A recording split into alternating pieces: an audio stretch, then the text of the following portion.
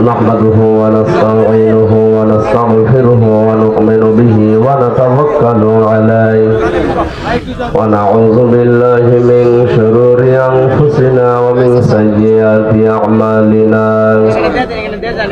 من يهدي الله فلا مضل له ومن يضلل فلا هادي له ونشهد أن لا إله إلا الله وحده لا شريك له وأشهد أن محمدا عبده ورسوله الذي أرسله بالحق بشيرا ونذيرا وداعيا إلى الله بإذنه وسراجا منيرا فقد قال الله تعالى في كلامه المجيد وبرهانه التوحيد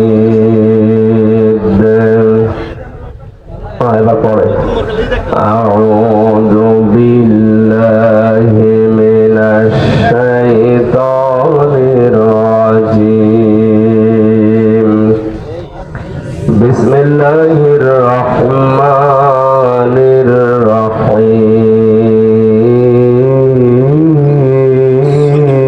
الرحيم إن الله اشترى من المؤمنين أنفسهم وأموالهم بأن لهم الجنة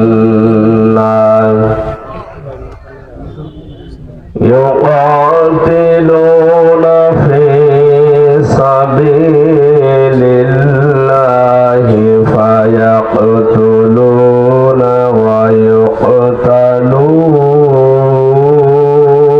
ويقتلون وعدا عليه حقا في التوراة والإنجيل والقرآن ومن أوفى بعهده من الله فاستبشروا ببيعكم الذي بايعتم به وذلك هو الفوز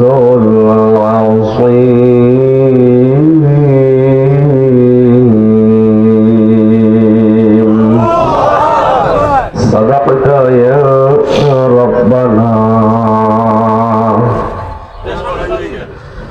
لقد كان لكم في رسول الله أسوة حسنة لمن كان يرجو الله واليوم الآخر وذكر الله كثيرا ولما رأى المؤمنون الأحزاب قالوا هذا ما وعدنا الله ورسوله وصدق الله ورسوله وما زادهم إلا إيمانا وتسليما اللهم صل على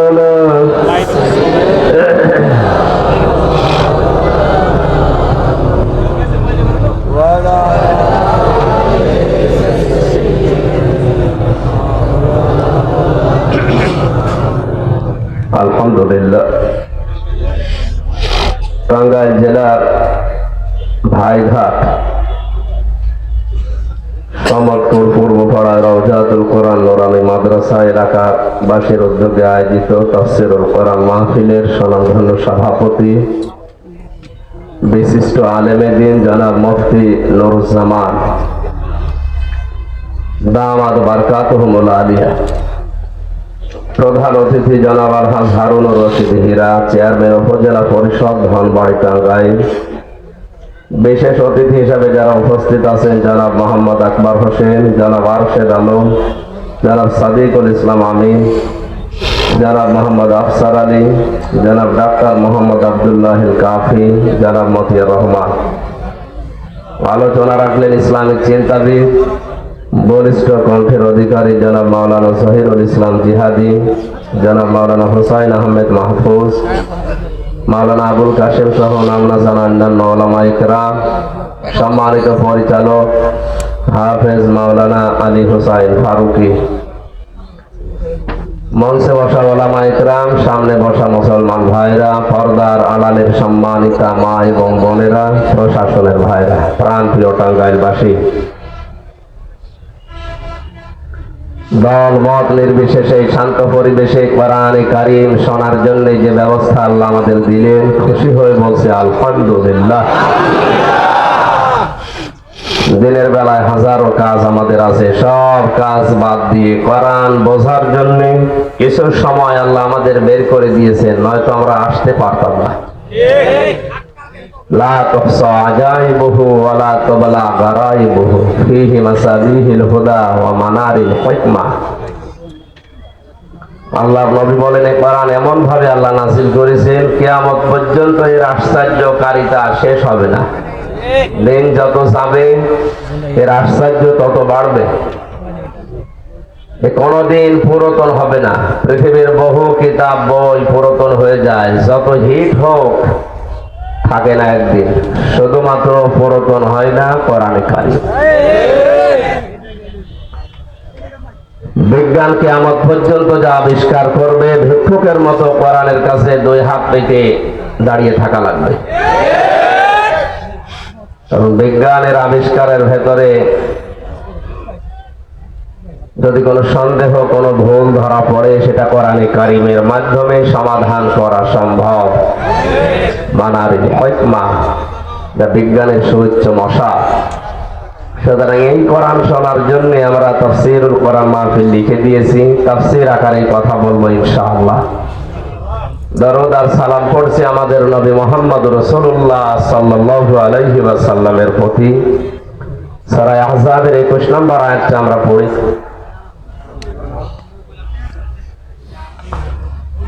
আমি গতকালকে ফেসবুকে দিয়েছিলাম যে কিছুদিন একটু ভিডিও করা বন্ধ রাখে, সমস্যা আছে উপর থেকে, ওনারা নিষেধ করেছে। কয়েকদিন পরিবেশ আসলে আমরা আবার বলে দেব ফেসবুকের মাধ্যমে লাইভে, তখন আপনারা আসবেন।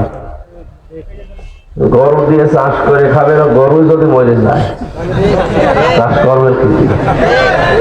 আপনাদের এই উলট থাম্বনেল দেন, এইগুলোর কারণে 3টা বছর এক ঘরের ভেতরে আমার আটকে রেখেছিল। 3 বছর, একদিন 2 দিন বলেন তো, 3টা বছর 24 ঘন্টা এক ঘরের ভেতরে যদি মানুষ তালা মারা থাকে, তো এমনি পাগল হয়ে যাবে আপনাদের কারণে। আমার নিজের কি কোন কারণে 1-1.5 ঘন্টা কথা বললে, 2 ঘন্টা কথা বললে এমনি 2-1টা সিলিপার টান হতেই পারে। আপনি কথা বলে দেখেন তো, আপনি 10 মিনিট বলেন, আপনার 5টা ভুল করছে। 1.5-2 ঘন্টা কথা বলি, সেগুলো সব একাধারে না দিয়ে 1.5 মিনিট দেয়, 2 মিনিট দেয়। আগের কথাও দেয় না, পরের কথাও দেয় না, 2-1টা মাঝখান থেকে দিয়ে এমন ভাবে চালায়, মানুষ মনে করে এটাই বলিস, অথচ ওইটা আমি বলি। এই কারণে কিছুদিন নিয়ন্ত্রণ করার জন্য কয়েকদিন পরে আবার যখন বলবো তখন আসবে। ওটারও তো প্রচার মাধ্যম আপনাদের দরকার। সূরা আহজাবের 21 নম্বর আয়াতে বিশ্ব নবীকে আদর্শ পাওয়ার জন্য আল্লাহ 3টা শর্ত লাগিয়েছেন। টাঙ্গাইলবাসী যে যেই আদর্শ মানি না কেন, দলে চলি না কেন, দুনিয়া আখিরাতে যাকে লাগবে তিনি মুহাম্মদ সাল্লাল্লাহু আলাইহি ওয়াসাল্লাম। শুধু পৃথিবীতেই না, চোখ এখনই বন্ধ হয়ে গেলে কবরে দিলে আপনাকে যে 3টা প্রশ্ন করবে, 3 নাম্বারেই বলবে মান হাজার রাজুল, নারী হোক আর পুরুষ হোক, এটা বলা লাগবে যে লোকটা কে। আপনি যদি বলতে পারেন হাজার নবিয়্যুনা মুহাম্মাদুর রাসূলুল্লাহ সাল্লাল্লাহু আলাইহি সাল্লাম, ইনি আমাদের নবী মুহাম্মদ সাল্লাল্লাহু আলাইহি ওয়াসাল্লাম। সঙ্গে সঙ্গে আসমান থেকে আল্লাহ আওয়াজ দেবেন ফেরেশতাদের মাধ্যমে, এর কবরটা প্রশস্ত করে দাও যতক্ষণ চোখের দৃষ্টি সীমা ধরে। জান্নাতের পোশাক পরিয়ে দাও। এতটুকুই শেষ করেননি, নবীজি বলেন তাকে বলা হবে জান্নাতের বিছানা ওর নিচে বিছিয়ে দাও। এর উল্টা পিঠে সিস্টেম অপর পৃষ্ঠায় দেখুন যে মানুষগুলো নবীর আদর্শ মানে না, নবীর উপরে নাজিলকৃত কোরআনে কারীমকে মানে না, মিথ্যা মনে করে। ইন্নাল্লাযীনা কাযযাবু বিআয়াতিনা ওয়াস্তাকবারু আনহা লা তুফাত্তাহু লাহুম আবওয়াবুস সামাই ওয়া লা ইয়াদখুলুনাল জান্নাত হাত্তা ইয়ালিজাল জামালু ফি সাম্মিল খিয়াত ওয়া কাযালিকা নাজিজিল মুজরিমিন।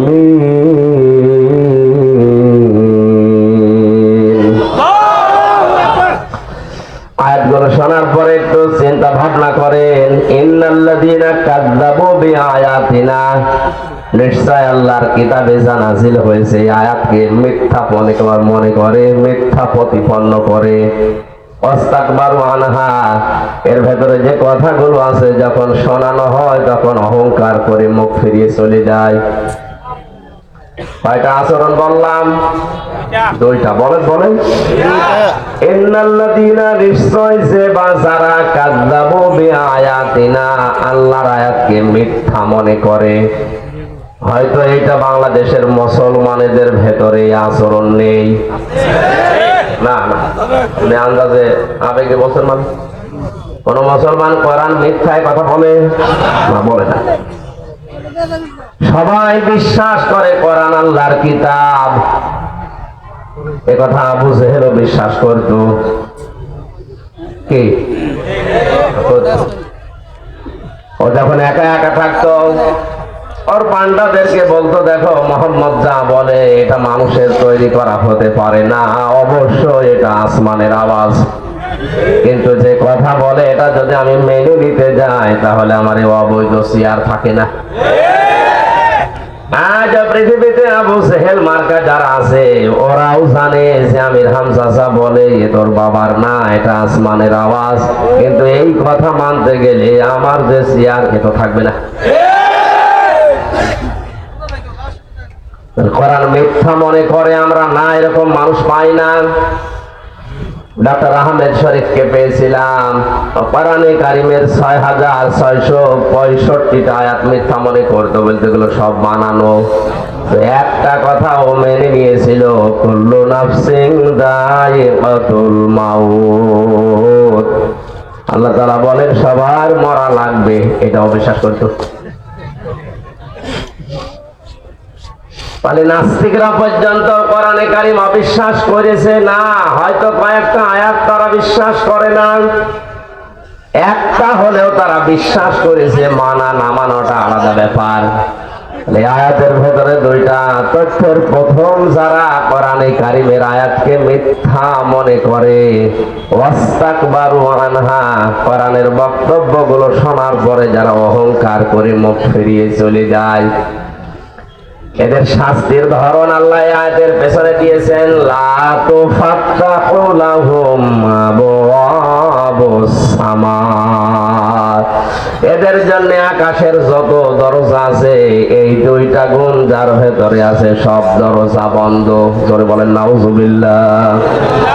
মানুষের আমল উঠবে কি দিয়ে? দরজা দিয়ে। কি দিয়ে? ওরা আমল ওঠা আল্লাহ বন্ধ করে দেবে।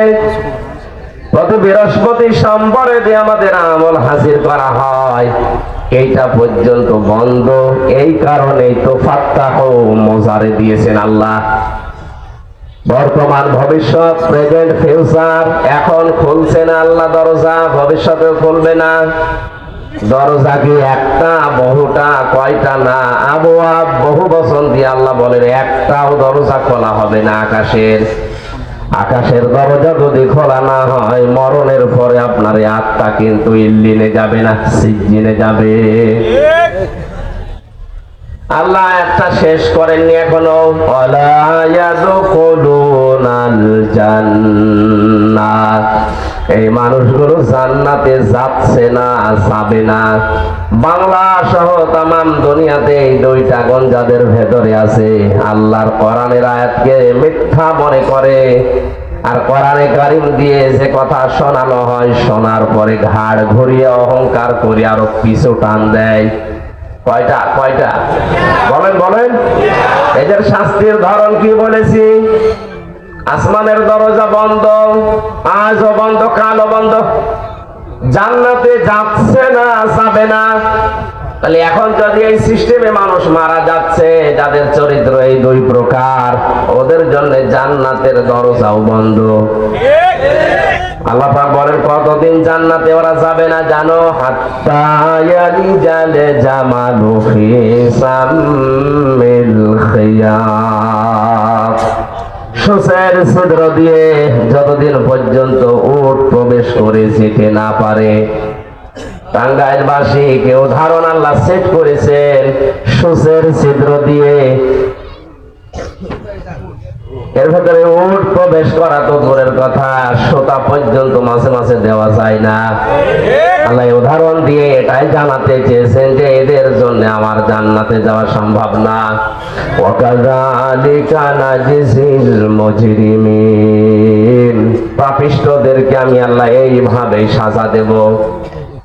আমি যে কথা বলতেছিলাম সিস্টেম অপর পৃষ্ঠায়, এবার সেই শব্দটা শুরু, লাহুম মিন জাহান্নামা মিহাদু ওয়া মিন ফাওকিহিম গাওয়াশ ওয়া কাযালিকা নাজিজিজ যালিমিন। এই মানুষগুলো মরণের পরে যখন কবরে দেওয়া হবে, অনেকে আজ কবরের উপরে ফুল দিয়ে পাহাড় বানিয়ে ফেলে, কথা বলে টাকা মোজাইক পাথর দিয়ে চারিদিকে পাকা করে দেয়, টাইলস লাগিয়ে সুন্দর করে লিখে দিচ্ছে আলহাজ সেরাগালি। আপনি যাই লেখেন না কেন, মহান আল্লাহর এই আয়াত অনুযায়ী লাহুম মিন জাহান্নামা মিহাদু ওয়া মিন ফাওকিহিম গাওয়াশ, কবরে দেওয়ার সঙ্গে সঙ্গে আল্লাহ তাকে জাহান্নামের আগুনের পোশাক পরিয়ে তার বিছানা পর্যন্ত জাহান্নামের আগুনের বিছানা বানিয়ে দেবেন।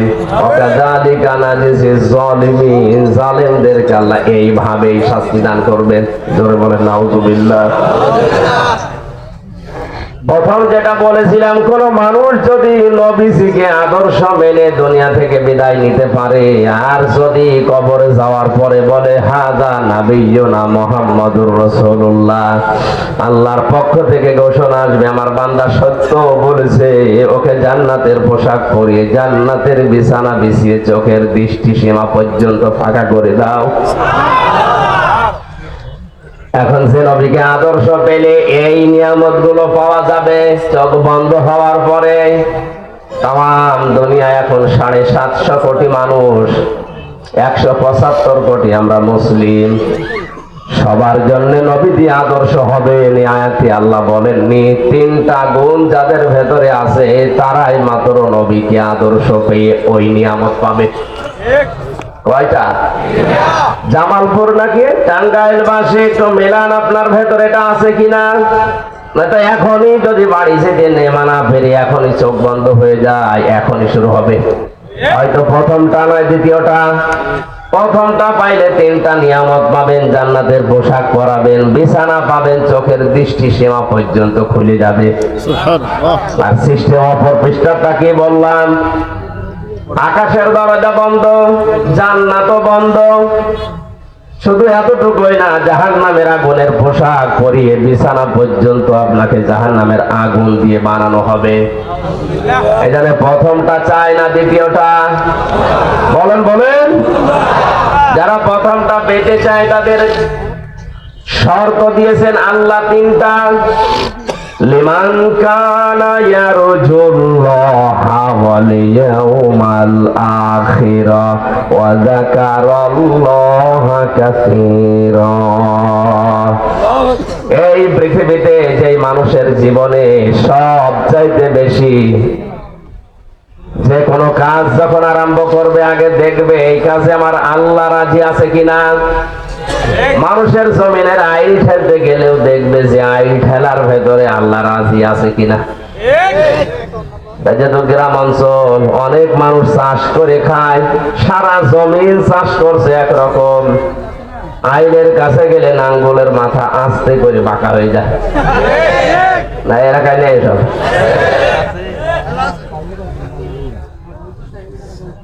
যাকে আদর্শ পেলে এই নিয়ামত গুলো পাওয়া যাবে তিনি ১৫০০ বছর আগে জানিয়েছেন। কোন মানুষ যদি মানুষের জমিন ১ বিঘত পরিমাণ জোর করে জবরদস্তি করে ফাঁকি দিয়ে প্রতারণা করে দুনিয়ায় খেতে থাকে, কিয়ামতের দিন এরকম জমিন আল্লাহ ৭টা তার মাথার উপরে চাপাবে। এ বিশ্বাস আমাদের আছে? বিশ্বাস আছে? বিশ্বাসটা থাকলে আইল গুলো এত চিকন চিকন হয়ে যায় কি করে। এখন অনেকের জমিনের আইল আর নেই, ওটা হয়ে গেছে পৌঁছিরাত না। আইলের এই জায়গায় গিয়ে সতর্ক থাকা লাগবে। যে কোনো কাজ আরম্ভ করার আগে দেখবে যেটা আমার আল্লাহ রাজি আছে কিনা।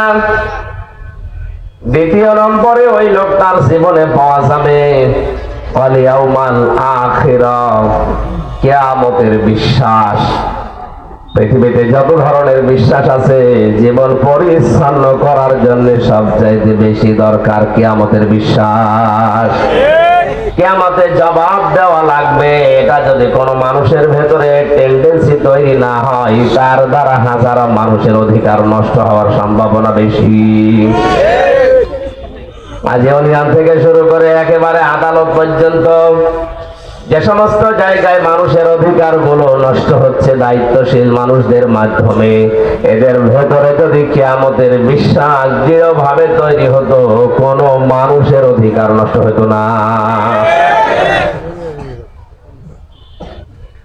কিয়ামত আমার জবাব দেওয়া লাগবে আল্লাহর সামনে দাঁড়িয়ে। এই বিশ্বাসটা সঠিকভাবে তৈরি হয় না, এই কারণেই তো বিনা কারণে মিথ্যা সাক্ষী দেয়। এই দেশে মিথ্যা সাক্ষী বন্ধ হয়ে গেছে। বাংলাদেশে প্রায় ৬৮টা জেলখানা আছে, ৬৪ জেলায় ৬৪টার, গাজীপুরে 4টা বেশি আছে। এই সব মিলে ৬৮টা জেলখানায় যত মানুষ আছে আমার মনে হয় প্রায় ৯০,০০০ মানুষ এখন জেলে। এই ৯০,০০০-এর ভেতরে ৮০,০০০-ই জানি না তার মামলা কি, আন্দাজে বসে আছে, কিচ্ছু জানে না। এগুলো যে পড়ে আছে এমনি এমনি না, অবশ্যই কোনো মিথ্যা সাক্ষীর কারণে। বলেন বলেন, সাক্ষী তো ফেরেশতারা এসে দেয়নি, আমরাই দিয়েছি। আপনি কিসের নামাজ আদায় করেন, কিসের দাঁড়িয়ে রেখে জব্বা রেখে আপনি আন্দাজে মানুষকে ধোঁকা দিচ্ছেন। জবাব দেওয়া লাগবে, টেন্ডেন্সি তৈরি হলে তো এটা সম্ভব না। আল্লাহ আমাদেরকে যেন সহজ ভাবে এটা বোঝার এবং বাস্তবে আমল করার তৌফিক দেন, আমিন।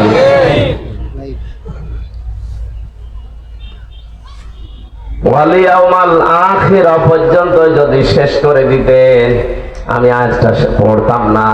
শেষেরটা আরো কঠিন, ওয়াযাকারাল্লাহা কাসীরা। এইটা নিয়ে ঝামেলা বাংলাদেশে বেশি।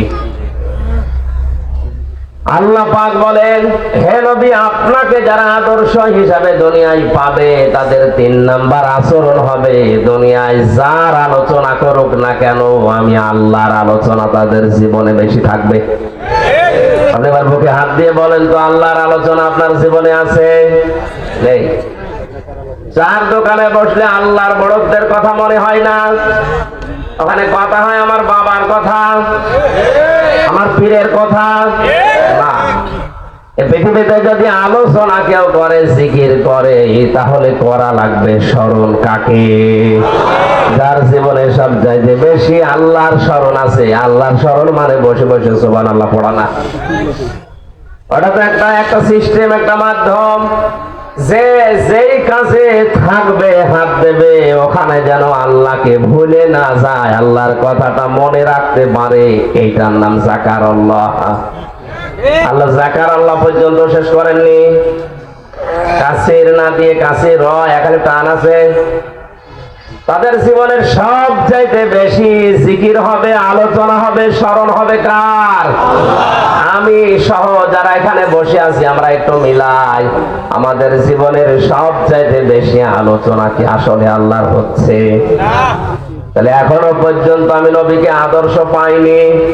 আর বিশ্ব নবীকে কেউ যদি আদর্শ হিসাবে না পায়, মরণের পরে দুইটা বিষয় বলেছিলাম, যে কোনো একটা আপনি পাবেন। আল্লাহ আমাদেরকে এখন এই বিশ্ব নবীকে আদর্শ পাওয়ার জন্য এই তিনটা গুণ অর্জনের তৌফিক দিন, বলেন আমিন। সূরা তাওবা থেকে 111 নাম্বার একটা মাত্র আয়াত আমরা পড়েছি, সামারাইজ করে খুব তাড়াতাড়ি আয়াতটা বোঝানোর চেষ্টা চালাবো ইনশাআল্লাহ। জবান খুলে পড়েন, আউযু বিল্লাহি মিনাশ শাইতানির রাজিম, বিসমিল্লাহির রহমানির রহিম,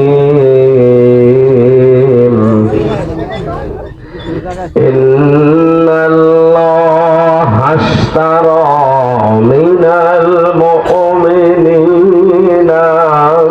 আনফুসাহুম ওয়া আমওয়ালাহুম বিআন্না লাহুমুল জান্নাহ। আল্লাহ পাক বলেন, অবশ্যই আমি আল্লাহ ক্রয় করে নিয়েছি, কিনে নিয়েছি। এখানে ক্রেতাকে বলেন, বলেন। আমি আল্লাহ ক্রেতা, আমি কিনতে চাই। ইশতারা মিনাল মুমিনিনা, আমার মুমিন বান্দাদের কাছ থেকে। বাংলার মুসলমানেরা এখানে সরাসরি ক্রেতা, আল্লাহ বিক্রেতাকে। মুমিন বিক্রেতাকে। আল্লাহ যদি ইন্নাল্লাহা আশতারা মিনাল মুনাফিকিনা দিত, যে অবশ্যই আমি আল্লাহ মুনাফিকদের সম্পদ কিনতে চাই। মুনাফিকদের সম্পদ দেশে কম আছে না। কোন কাফেরের সম্পদ, কোন মুনাফিকের সম্পদ, কোন হিন্দুর সম্পদ আল্লাহ কিনতে চাননি, তাহলে ওদের নাম আল্লাহ দিতেন। আল্লাহ দিয়েছেন ইন্নাল্লাহা আশতারা মিনাল মুমিনিন, অবশ্যই আমি আল্লাহ ক্রয় করতে চাই মুমিনদের কাছ থেকে। কার কাছ থেকে? এখন আমরা মুমিন আছি কিনা এইটা আসল বিষয়। আপনি মুমিন না হয়ে যদি মুনাফিক থাকা অবস্থায় মসজিদ বানিয়ে দেন, টাইলস করে দেন, ওনে যেমন মাদ্রাসার জমি কিনেছে মাদ্রাসা বানাবে, যদি মুমিন না হয়ে মুনাফিক হয়ে করে, ওইটা আল্লাহ কিনবে? আসতে বলে। তাহলে ওনার আগে কি হওয়া লাগবে? আরো জোরে বলে। মুমিন হওয়ার জন্য যতগুলো শর্ত কোরআন হাদিসে আছে, আল্লাহর নবী বলেন, ঈমান তোমার ভেতরে যদি থাকে তাহলে তুমি মুমিন। এখন ঈমান আছে কিনা এটা মাপার জন্য যন্ত্র থার্মোমিটার একটা হাদিস। যখন তোমার ভালো কাজগুলো তোমাকে আনন্দ দেবে আর অন্যায় কাজ দেখলেই তোমার কষ্ট হবে, তখন বুঝবে তোমার ভেতরে ঈমান আছে, তুমি মুমিন। বাংলাদেশে ভালো কাজ সবার কাছে ভালো লাগে? বলেন, বলেন। অন্যায় কাজ সবার কাছে অন্যায় মনে হয় না, আরো অন্যায় দেদারসে করে আরো বগল বাজায়। আপনি 5 ওয়াক্ত না তাহাজ্জুদ মিলে 6 ওয়াক্ত নামাজ পড়তে পারেন, আপনার তো ঈমান নেই। আর ঈমান না থাকলে আপনার জীবনের কিছু আল্লাহ কিনবেন? আরো জোরে বলেন। আমরা জানি কোন বিষয় যদি কেউ ক্রয় বিক্রয় করে, 4টা বিষয় সেখানে থাকে। কয়টা? কোন সম্পদ যদি বেচা কিনা হয়, কয়টা জিনিস থাকে? বলেন না কেন? 1 নম্বরে একটা সম্পদ লাগে, 2 নম্বরে ওর একটা মূল্য লাগে, 3 নম্বরে ওর একজন ক্রেতা লাগে, 4 নম্বরে ওর একজন বিক্রেতা লাগে। এই আয়াতের ভেতরে 4টা জিনিস আছে। এখানে সরাসরি ক্রেতা আল্লাহ, বিক্রেতা মুমিনরা। বিক্রেতা মুনাফিকরা, কাফেরেরা।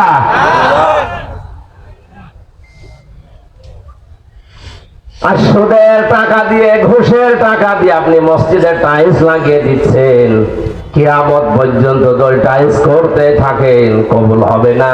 কারণ আল্লাহ কোন বেঈমানের টানেন না, আল্লাহ নেন মুমিনেরটা। এজন্য আমাদের আগে মুমিন হওয়া লাগবে। মুমিন হয়ে যদি একটা সোটাও দান করি তাও কবুল হবে। ক্রেতা গেল, বিক্রেতা গেল, একটা জিনিস লাগে, একটা সম্পদ। এই সম্পদের নাম হচ্ছে জান আর মাল। জান আর এর একটা মূল্য লাগে। এই মূল্যটা সাধারণ মূল্য আল্লাহ দেননি, এমন একটা মূল্য দিয়ে জান আর মাল কিনতে চান, যার একটা শিখের মূল্য তামাম বিক্রি করলে হবে না, তার নাম জান্নাত। এবার আয়াতের মূল কথায় যায় আমরা। সরাসরি যিনি ক্রেতা উনি কিন্তু অদক্ষ না। অদক্ষ? ওনার দক্ষতা, ওনার জ্ঞান, ওনার মেধা, ওনার যোগ্যতা পৃথিবীর কারো সাথে তুলনা চলে। আল্লাহ পাকে এত যোগ্যতা সম্পন্ন আমাদের মালিক। আমরা যে চোখের ভেতরে এই যে উকি চোখে মারি, চোখ টিপ দেই, কি বলি আলামু খায়িনাতাল আয়ুনি ওয়া মা তুখফিস সুদূর। চোখের ভেতরে মানুষ কি উকি চোখে দেয়, চোখ টিপ দিয়ে কি মনে মনে করে, এ পর্যন্ত আল্লাহর কাছে খবর চলে যায়। এত বড় বিশাল দক্ষতা নিয়ে আমার আল্লাহ কিনতে চান কোন জিনিস। বাজারে গেলে আপনি পচা মাছ কিনবেন? বলেন বলেন। আল্লাহ যদি কিনতে চায় কোন পচা জিনিস কিনবে? যে দুইটা সম্পদের কথা আল্লাহ দিয়েছেন, তাও যার তার কাছে কিনবে না, কিনবে শুধু আরো জোরে, জোর হলো না, আর একবার বলেন। এটা আগে হওয়া লাগবে। মুমিনদের কাছ থেকে শুধু কিনতে চায় আনফুসাহুম, তাদের জীবন, ওয়া আমওয়ালাহুম, তাদের সম্পদ। নফসের বহু বচন আনফুস, তাদের জীবন আল্লাহ কিনতে চান। এ পৃথিবীতে সব মানুষের জীবন আল্লাহর দরকার নেই, জীবন দরকার ওইটা যার জীবন দুইটা জিনিস থেকে মুক্ত। কয়টা? দুইটা। আরো জোরে বলেন। ঈমান আনার পরে যে লোকটা শিরিক করে না, ঈমান আনার পরে যে লোকটা বেদাত করে না, এই দুইটা গুনাহ থেকে যারা বেঁচে থাকবে তাদের এই জীবন আল্লাহ পবিত্র বলে ঘোষণা দিয়েছে। আল্লাহ। কত মানুষ এই দুনিয়া থেকে এমনি এমনি মারা যায় দেখেন। সবাইকে মহান আল্লাহ শাহাদতের মরণ নসিব করে না। কোরআনের পাখি সারাটা জীবন দোয়া করত, রব্বুল আলামিন আল্লাহুম্মা ইন্নী আসআলুকা শাহাদাতান ফি সাবিলিক। হে আল্লাহ, আমি তোমার কাছে চাই, আমি যত মাহফিল তার শুনেছি, জীবনের সর্বশেষ মাহফিল পর্যন্ত তিনি মোনাজাতে শেষে এই কথা বলতেন, আল্লাহ তুমি আমাকে মরণ দিলে শাহাদতের মরণ দিও। আর শাহাদতের মরণ আল্লাহ আবার যারে তারে ধরে দিয়ে দেয় না। وَلِيَعْلَمَ اللَّهُ الَّذِينَ آمَنُوا وَيَتَّخِذَ مِنكُمْ شُهَدَاءَ وَاللَّهُ لَا يُحِبُّ الظَّالِمِينَ। সূরা আলে ইমরানের 140 নম্বর আয়াতের শেষের দিকে আছে, 4 নম্বর পারার 6 নম্বর পৃষ্ঠার শেষ লাইনে এটা আছে। আল্লাহ তাআলা বলেন, কিছু মানুষের জীবন যৌবন, তাদের কর্ম পদ্ধতি আমার ভালো লাগে, এগুলো আমার কাছে পবিত্র মনে হয়, তখন ওদেরকে সাধারণ ভাবে মরণ দেই না, ওদের শাহাদতের মরণ দিয়ে আমি আল্লাহ ধন্য করি। শাহাদতের মরণ কেন দেওয়া হয়? মাওলানা জহিরুল ইসলাম যদি এখনই মারা যান, উনি যদি ঈমান নিয়ে মরতে পারেন, এখনই আপনি কবরে দিয়ে দেবেন, ফেরেশতারা বলবেন ঘুমিয়ে যা, যাক। কিয়ামত পর্যন্ত ঘুমিয়ে থাকবে, সিংহায় ফুৎকার দেওয়ার দিন উনি আবার টের পাবে। এই শেষ, মাঝখানে উনি আর টের পাবে না কি হয়েছে। কিন্তু কোন মানুষ যদি শাহাদতের মরণ পায়, আল্লাহ তাআলা বলেন ও শুধু মরে না, ওয়ালা তাহসাবান্নাল্লাযীনা কুতিলু ফি সাবিলিল্লাহি আমওয়াতা বাল আহইয়াউন ইনদা রাব্বিহিম ইরযাকুন। হে নবী, যারা শাহাদতের মরণ পাবে এদেরকে আপনি মৃত বলবেন না, এরা জীবিত। আর আমরা জানি জীবিত থাকলে খাবার খাওয়া লাগে। এই কথা বলেন না কেন? এই জন্য দেখেন বালা হাইয়া ওনেরা শুধু জীবিত না, ইনদা রব্বিহিম ইরসাকুন, তাদের রবের কাছে তারা রিজিক পায়। সুতরাং মাওলানা আবুল কাসেম যদি শাহাদতের মরণ পায়, উনি কবরে যাওয়ার পরে ঘুমিয়ে থাকবে না জহিরুলের মতো, উনি সঙ্গে সঙ্গে জীবিত এবং আল্লাহ নিজে ওনাকে কিয়ামত পর্যন্ত খাওয়াবে। সুবহানাল্লাহ। সুতরাং যারা শাহাদতের মরণ পাচ্ছে, আমরা অনেকে উপহাস করি, ঠাট্টা করি। আর ভাই, আপনি যদি ঈমান নিয়েও মারা যেতে পারেন, কবরে গেলে শুধু ঘুমিয়ে থাকবেন। আর উনি তো ঘুমাচ্ছে না, উনি দুনিয়ার এই পচা খাবার বাদ দিয়ে মরণের পরেই শাহাদত যদি নসিব হয়ে যায়, উনি কিয়ামত পর্যন্ত আল্লাহ ওনাকে খাওয়াবেন। আর মানুষের শরীরে যদি এই খাবার প্রবেশ করে, কি তৈরি হয়? রক্ত গোশত। কি তৈরি হয়? বলেন না কেন? আল্লাহ যে খাবার খাওয়ান শাহাদতের মরণ হলে, রক্ত মাংস যে তৈরি হয়, তার বাস্তব প্রমাণ নবীজির চাচা হামজা। হযরতে হামজা শহীদ হওয়ার প্রায় 30 বছর পর তার কবরটা ভেঙে গিয়েছিল একবার। মদিনায় প্রচন্ড ঢল হয়েছে, বৃষ্টিপাত হওয়ার কারণে ঢল গিয়ে ওনার কবরটা গিয়েছে ভেঙ্গে।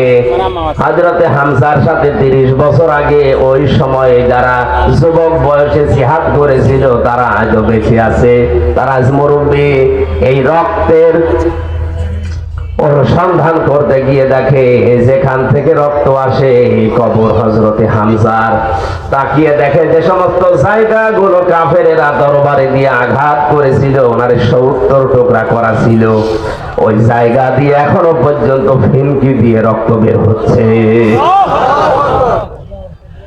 বাংলার মুসলমানেরা, উনি যদি খাবার না খাবে, 30 বছর পরে ওনার শরীরে রক্ত আসলো কোন থেকে? কথা বলেন না কেন? তাহলে আয়াতটা যে বাস্তব প্রমাণ মিলেছে, আপনার বিশ্বাস হচ্ছে? যাকে তাকে আল্লাহ ধরে শাহাদতের মরণ নসিব করাবে।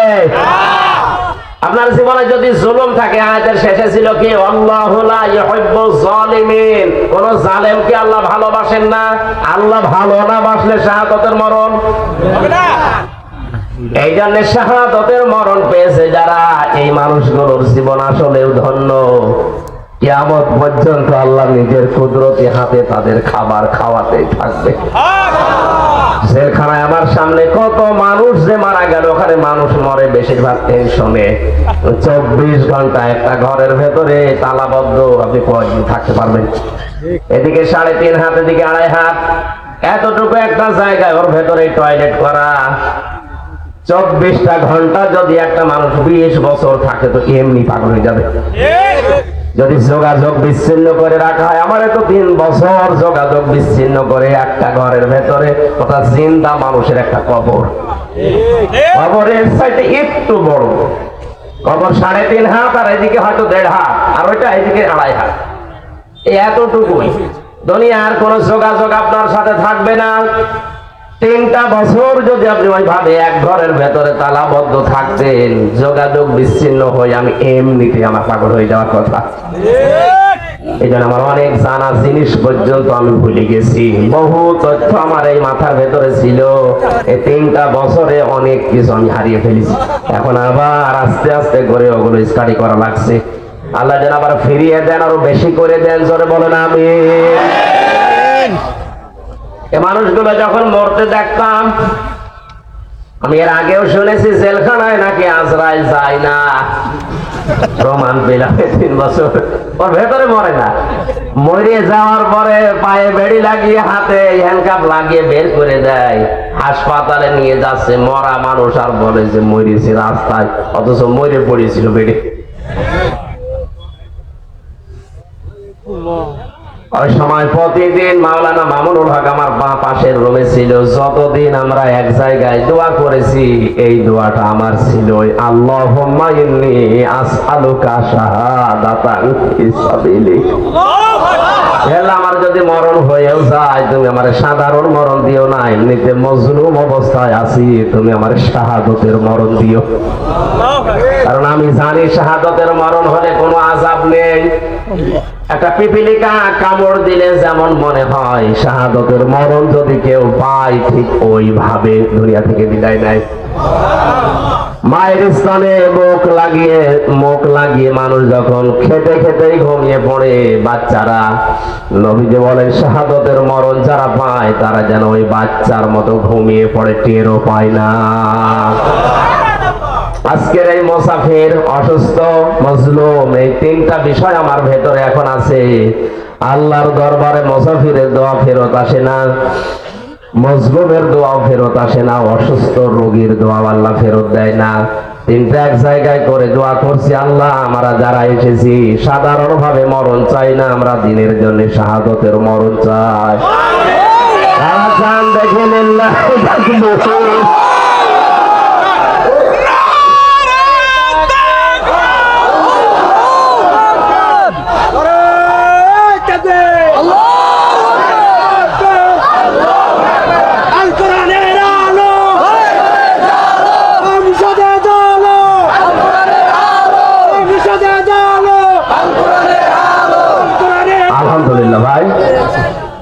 মেয়েরা যারা দাঁড়িয়ে আছেন, বসে আছেন, যেভাবে শুনছেন এবার শোনেন।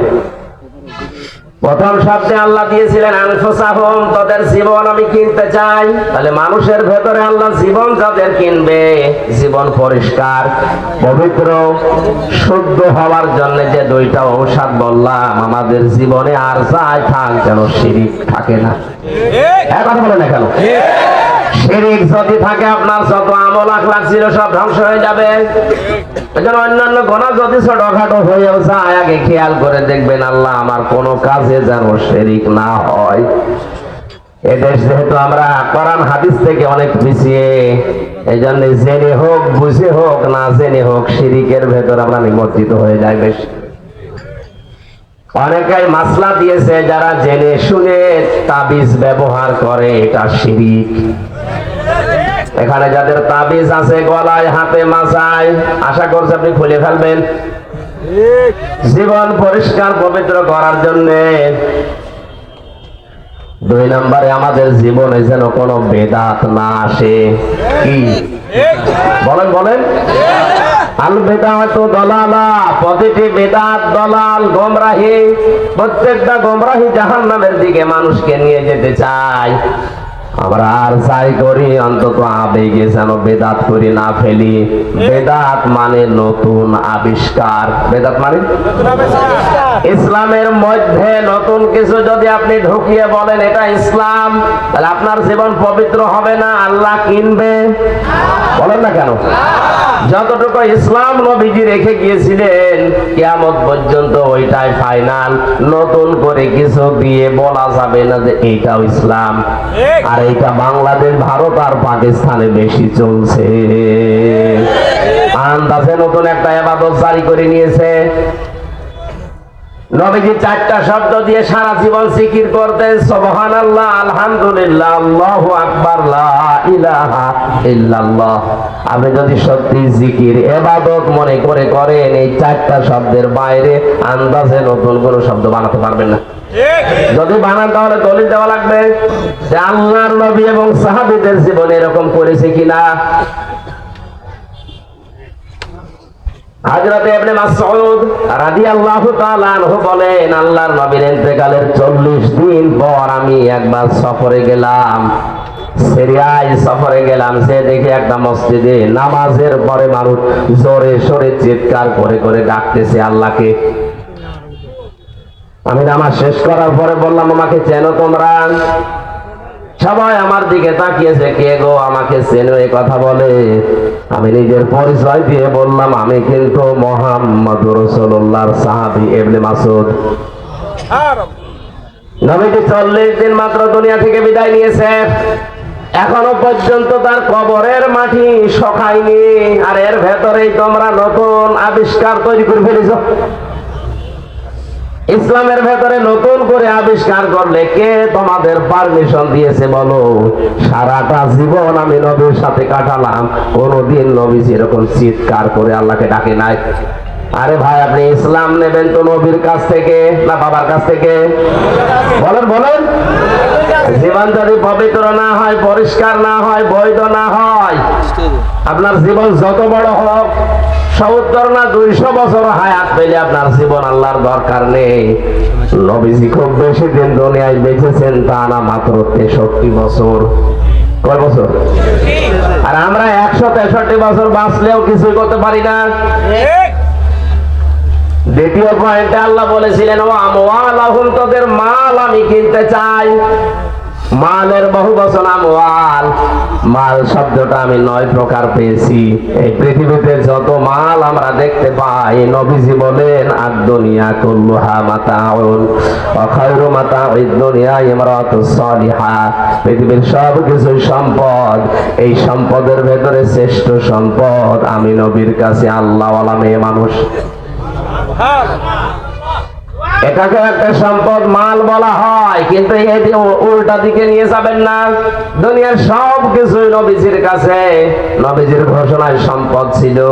উত্তম সম্পদ হিসাবে নবীজি যাদের নাম বললেন, এটা আল্লাহওয়ালা মেয়ে মানুষ। এখন আল্লাহওয়ালা হওয়ার জন্য মেয়েদের 4টা গুণ লাগবে। কয়টা? বলুন বলুন। কোন মেয়ে লোক যদি মনে করে আমি আল্লাহওয়ালা হতে চাই, শুধু নামাজ পড়া, রোজা রাখা, কালো বোরখা পরা না, এগুলোই না, 4টা গুণ তাদের ভেতরে অর্জন করা লাগবে। 1 নম্বরে তার স্বামী যদি তার দিকে তাকায়, স্বামীকে আনন্দ দেবে। আজ এই ছোট্ট একটা আমলের কারণে হাজারো পরিবারে পরকীয়া প্রেম চলছে। স্ত্রীর কাছে হয়তো রেসপন্স পায় না, স্ত্রীর ওইভাবে সম্মান করে না, বাধ্য হয়ে সে অন্য জায়গায় লাইন করে। মনে হয় ধরা খেয়েছে। সম্মানিত মা বোনেরা, আপনারা যারা আছেন, এই দেখেন কত স্বামী এখানে অলরেডি লাইন লাগিয়ে আছে। না, আমি পরকীয়া প্রেম করার জন্য উদ্বুদ্ধ করছি না। আজ অধিকাংশ মানুষগুলো স্ত্রীর কাছ থেকে সম্মান, রেসপন্স না পাওয়ার কারণে দ্বিতীয় লাইনে এগিয়ে যায়। যে মহিলার কাছে ও যাচ্ছে, ওর ভেতরে যা আছে আপনার ভেতরে সব আছে। এক কথা বলে না কেন?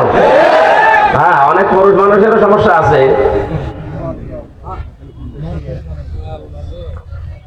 জেলখানায় যাবার আগে একটা ঘটনা ঘটেছিল। এক মহিলা কল দিয়ে বলছো, হুজুর বিয়ে করলাম, আশা করে দেখি না এর মন শুধু আমার দিকে না, আর একদিকে টান আছে। ওরে ছেড়ে দিলাম, আর একটা ধরলাম, ও আল্লাহ, এ দেখি 2 জায়গায় লাইন করে। ওরে ছেড়ে খুলনায় বাড়ি, তারও খাদাস। এরে ছেড়ে দিয়ে আর একটা ধরলাম, এর আবার মন মানুষের আরো খারাপ, এই 1টা 2টা দিয়ে 3টায় লাইন চালাচ্ছে। এরকম 2 নাম্বার পুরুষ মানুষও আছে না নেই? তিরমিজি শরীফের হাদিস, নিজের স্ত্রীর রেসপন্স, সম্মান, তার শারীরিক সব চাহিদা মেটানোর পরেও যদি কোনো মানুষ পরকীয়া প্রেমে লিপ্ত হয়, 3টা আযাব দুনিয়াতে আল্লাহ তার দেবেন। 1 নম্বরে তার চেহারার উজ্জ্বলতা আল্লাহ নষ্ট করে দেবেন। 2 নম্বরে এই পরকীয়া প্রেম এত কঠিন, জঘন্য, খারাপ, এর কারণে 2টা সংসার নষ্ট হয়ে যায়। এই মানুষের ইবাদত বন্দেগী আল্লাহ কবুল করা বন্ধ করে দেবেন। সবচাইতে বড় কঠিন বিষয়, মরণের সময় এই 2টা সংসারকে ধ্বংস করার জন্য ঈমান নসিব হবে না। সুতরাং এখনো মিথ্যা কথা না বলে এই সামিয়ানার নিচে যারা আছেন, পরকীয়া প্রেমে যদি থাকেন, আপনি এখন থেকে তওবা করবেন। কারা কারা তওবা করবেন হাত তোলেন তো। অনেকে এখানে আছে 2 নম্বর করছি, আপনি ফিরে আসবেন। সম্মানিত মা বোনেরা, বলেন এখানে আপনার সম্মান রেসপন্স আপনি আবেগ পূর্ণ নয়, এই জন্য যদি অন্য জায়গায় যায় এ দোষ শুধু ওর একা হবে না, আপনারও দোষ আছে। এই জন্য নেককার হওয়ার প্রথম গুণই নবীজি দিয়েছেন, স্বামী যখন আসবে যে কোনো অঙ্গ ভঙ্গি দিয়ে, কথাবার্তা দিয়ে হোক, আচরণ দিয়ে হোক, স্বামীর মনে আনন্দ দেবে, এটা নেককার হওয়ার প্রথম কাজ। এটার দ্বারা হাজারো পরিবার জান্নাতি পরিবেশে ফিরে আসবে। এই ছোট্ট একটা আমলের কারণে আজ হাজার হাজার পরিবার জাহান্নাম হয়ে গেছে। দ্বিতীয় নম্বরে, কোন স্বামী যেটা পছন্দ করে ওটা যদি জায়েজ হয়, আপনার জীবন থাকতে ওইটা মানা লাগবে। আমি আবার বলছি, হ্যাঁ যদি না জায়েজ হয়, আল্লাহ রাসূলের বিরুদ্ধে যায়, স্বামী না স্বামীর বাবা হলেও মানা যাবে না।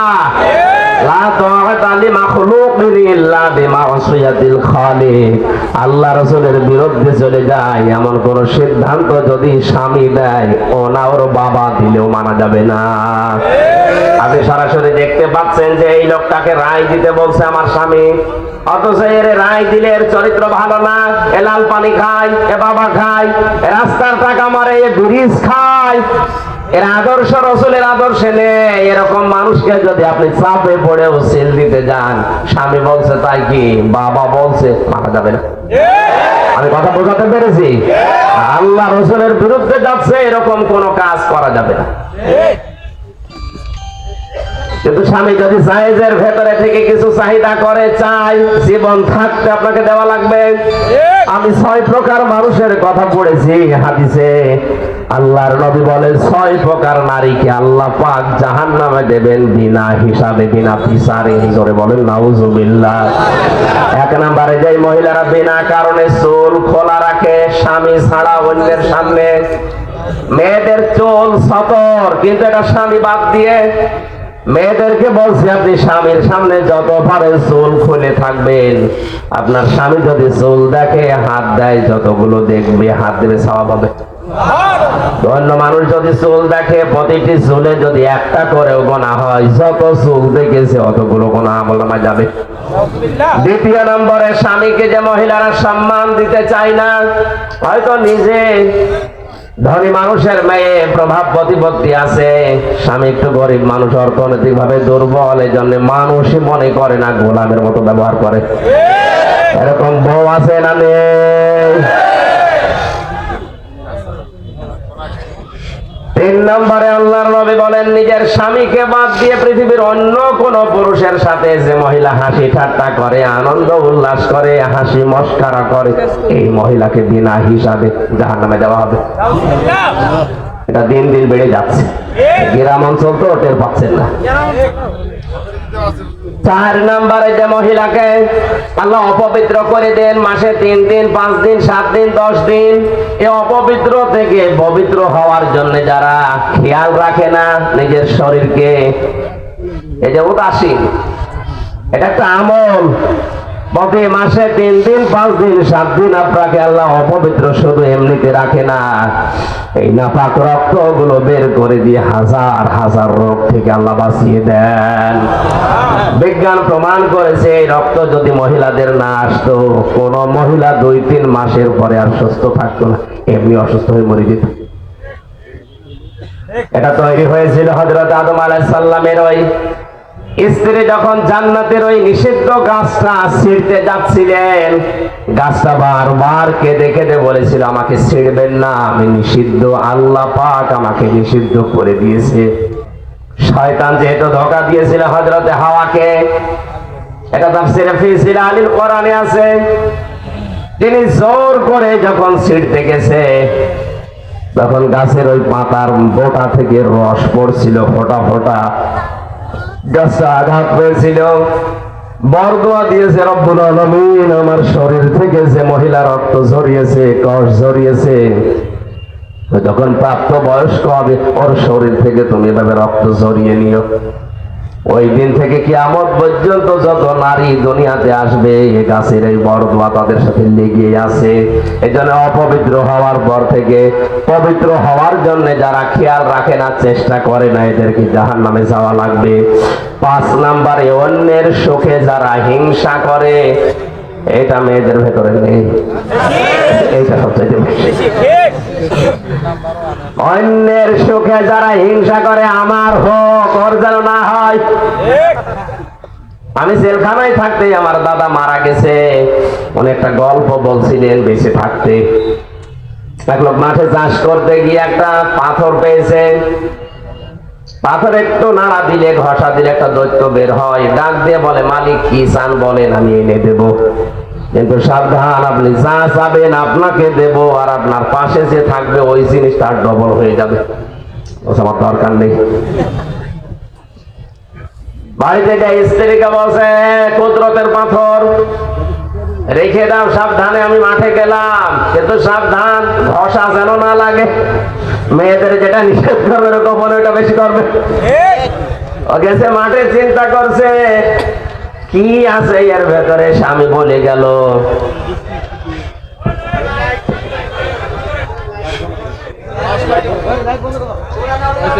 ঘষা যেন না লাগে।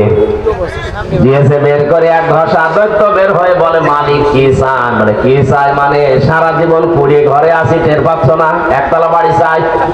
ও তো আর জানে না পাশের বাড়ি, বলে না কেন? মাঠ থেকে বাড়ি এসে চিনতে পারছে না আমার বাড়ি কোনটা। বহু কষ্ট করে বাড়িতে গিয়ে বলে কই বাড়ি কি করেছো, বলে ঘষা দিয়ে ফেলিস। তুমি তো ঘষা দিলে বাইরে এসে দেখো অবস্থা, সব বাড়ি দইতলা, পাথর আবার নিয়ে আসো। দৈত্য যখন বেরিয়েছে বলে কি চান, কি চাই বোঝো না, আর এক তো কানা করে দে। আশপাশে যারা আছে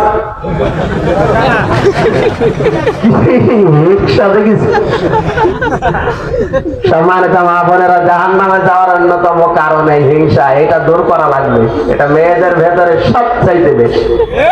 মেয়ে লোক আমার পরে রাগ করে এই কারণে। আর একটা হাদিস বলছে, মুসলিম শরীফের হাদিস, 3212 নম্বর হাদিস।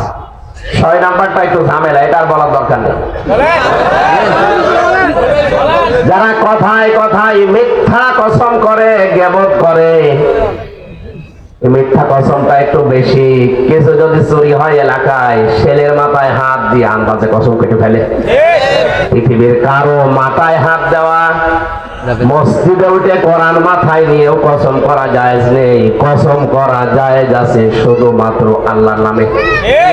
আর বেশি বেশি যারা কসম করে এদের উপরে আল্লাহ লানত দেয়। আল্লাহ মেয়েদেরকে এই 6টা কাজ থেকে যেন হেফাজত রাখেন, জোরে বলেন আমিন। নেককার হওয়ার 2 নম্বরে বলেছিলাম, স্বামী যেটা পছন্দ করে যদি জায়েজ হয়, প্রত্যেকটা স্বামী পছন্দ করে বিয়ের পরে আমার মা বাবা যেন আমার সাথে থাকে। আসতে বলেন, এটা হাজারো পরিবারে এটা না। আপনি নামাজ পড়তে পারেন, রোজা রাখতে পারেন, বোরকা পড়তে পারেন, নেককার হতে পারেন। 4 নম্বরে স্বামীর সম্পদ এবং সন্তান এগুলো হেফাজত করা, দ্বীনের পথে রাখা। আল্লাহ মেয়েদেরকে এই গুণ অর্জন করে নেককার হওয়ার তৌফিক দিন, আমিন। আমি আয়াতটা আর শেষ করতে পারছি না, আমাদের আর 5 মিনিট আছে মাত্র। আজকের মতো শেষ করছে আমিন। শরীর এবং গলা, কণ্ঠ চারিদিকে তাকিয়ে আগামীতে আসলে আমরা তাফসীরুল কোরআন মাহফিল অনুযায়ী কথা বলবো ইনশাআল্লাহ।